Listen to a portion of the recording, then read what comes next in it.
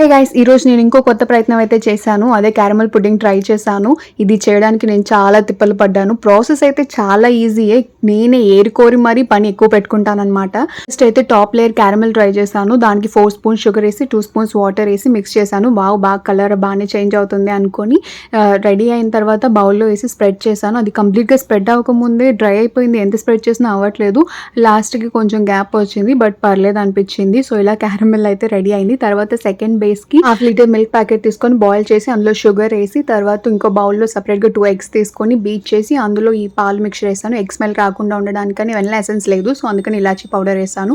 దాంట్లోకి milk strain చేసేసాను, మిగతా ఏమైనా ఉంటే వెళ్లకుండా ఉంటుందని. నేను ఇంత చిన్న బౌల్ని స్టీమ్ చేసేటప్పుడు ఏదైనా పెద్ద బౌల్ యూస్ చేసి సరిపోద్ది కదా, అది కాకుండా పెద్ద ఇడ్లీ పాత్ర తీసుకున్నాను. దాంతో మొదలైంది తిప్పలు. ఈ బౌల్ అందులో పెడితే ప్లేసింగ్ సరిగ్గా ఒక పక్క కుంగిపోతుంది, తీద్దామంటే కాలుతుంది. సో ఎలాగోలా తీసాను, కానీ మిల్క్ అందులో స్పిల్ అయిపోయింది సగం. తర్వాత పెద్ద బౌల్లో తీసి స్టీమ్ చేశాను. ఫైనల్గా అయితే ఇలా రెడీ అయింది.